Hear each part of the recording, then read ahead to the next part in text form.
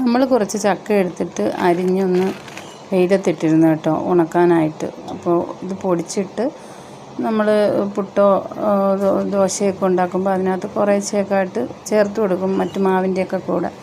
അങ്ങനെ എടുക്കാറുണ്ട് കേട്ടോ. അങ്ങനെയാണ് കുറച്ചൊന്ന് ഉണക്കി പൊടിച്ച് വയ്ക്കാമെന്ന് വിചാരിച്ചത്. അപ്പോൾ നമ്മൾ അതൊന്ന് ഒരു ദിവസത്തെ ഉണക്കിനായിട്ടൊന്ന് വെയിലത്തിട്ട് ഒന്ന് 2-3 ദിവസം ഉണക്കണം, എങ്കിലേ നല്ല രീതിയിൽ ഉണങ്ങി കിട്ടുള്ളൂ. ഇവിടെ ആണെങ്കിൽ നല്ല വെയിലായതുകൊണ്ട് ഒരു 3 ദിവസത്തെ ഉണക്കൊക്കെ ആകുമ്പോൾ നമുക്കത് ഉണങ്ങി കിട്ടും. പക്ഷേ അത് എടുത്ത് വെക്കാൻ മറന്നുപോയി കേട്ടോ. അങ്ങനെ ഒരു ദിവസം ഉണക്കിയതിന് ശേഷമാണ് മഴ നനഞ്ഞ്, കുറച്ച് പെട്ടെന്ന് മഴ പെയ്തപ്പോൾ നനഞ്ഞായിരുന്നു കേട്ടോ. അങ്ങനെ നമ്മളത് കുറച്ച് വെള്ളത്തിലിട്ട് വെച്ചിരുന്നു. എന്നിട്ട് നമ്മുടെ കോഴിയൊക്കെ കൊടുക്കാമെന്ന് വെച്ച്, ഇത് ഉണങ്ങി പോയതുകൊണ്ട് ഒന്ന് കുതിർത്തിട്ടേ കോഴിയൊക്കെ കൊടുക്കാൻ പറ്റുള്ളൂ. അപ്പോൾ നമ്മൾ ആ വെള്ളത്തിൽ നിന്ന് ഇട്ട് വെച്ചിരുന്ന വെള്ളത്തിൽ നിന്ന് ഒരു ദിവസമാണ് വെള്ളത്തിൽ ഇട്ട് വെച്ചിരുന്നത്. എന്നിട്ട് അതിൽ നിന്ന് ഇങ്ങനെ ഒന്ന് എടുത്ത് വേറൊരു പാത്രത്തിലോട്ട് മാറ്റി വയ്ക്കുകയാണ് കേട്ടോ. അതിനകത്ത് നമ്മൾ ഇനിയിപ്പോൾ ഇതിൻ്റെ ബാക്കി വെള്ളമാണ് ഇത്, നമുക്ക് തീറ്റ എടുക്കുമ്പോൾ നനയ്ക്കാനൊക്കെ ഉപയോഗിക്കാം. ഈ ചക്ക തന്നെ വെച്ചിരുന്നതിനകത്ത് ഉണ്ടോ ഒരു ലാർവയുണ്ട് കേട്ടോ.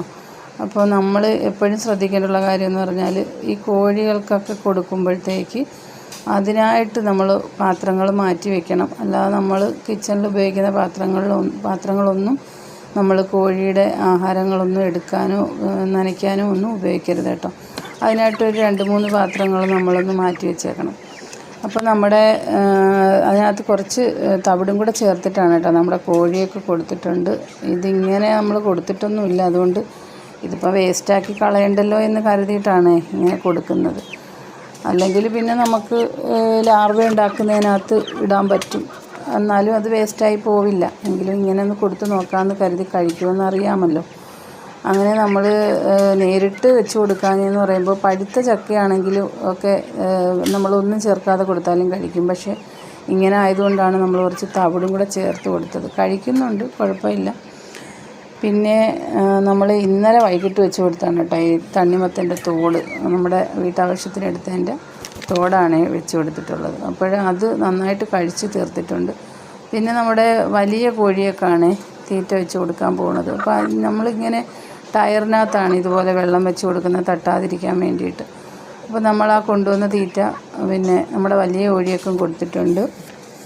അപ്പോൾ അവരും വലിയ പരിചയമൊന്നും ഇല്ലാത്തതുകൊണ്ട് കുറച്ചൊക്കെ ആയിട്ട് കഴിക്കുന്നുണ്ട്. എന്നാലും നമ്മൾ ഇതിനകത്തൊരു പ്രശ്നം പറ്റിയതെന്ന് പറയുമ്പോൾ, ആദ്യം തന്നെ നമ്മൾ ഇതുപോലുള്ള രാവിലെ, അതായത് വിശന്ന് നിൽക്കുന്ന ഒരു ടൈമിൽ വേണം കേട്ടോ ഇത് കൊടുക്കാനായിട്ട്. ഇങ്ങനെയൊക്കെ കൊടുക്കുമ്പോൾ ഇതിപ്പോൾ ഞാൻ ആദ്യം കുറച്ച് തീറ്റ കൊടുത്തായിരുന്നു, അതാണ് ആ പാത്രത്തിലിരിക്കുന്നത്. അപ്പോൾ അതുകൊണ്ട് വിശപ്പൊക്കെ മാറിയിരിക്കുവാണ്. അപ്പോൾ അതുകൊണ്ട് ഇച്ചിരി ഒരു പാടാണ് കഴിക്കാനായിട്ട്. നമ്മളെപ്പോഴും ഇങ്ങനെയുള്ള കാര്യങ്ങളൊക്കെ ചെയ്യുമ്പോഴത്തേക്ക് നല്ല വിശന്നിരിക്കുന്ന ടൈമിൽ കൊടുത്താൽ അത് വിശപ്പുകൊണ്ട് അങ്ങ് കഴിച്ചോളും.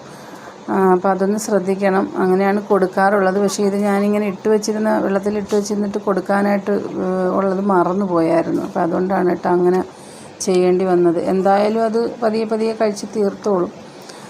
അപ്പോൾ നമ്മുടെ വീഡിയോ ഇത്രയേ ഉള്ളൂ. ഇതുപോലെയൊക്കെ ബാക്കിയൊക്കെ വരുന്ന എന്ത് സാധനമായാലും നമ്മുടെ കോഴിയൊക്കെ കൊടുക്കാൻ പറ്റും.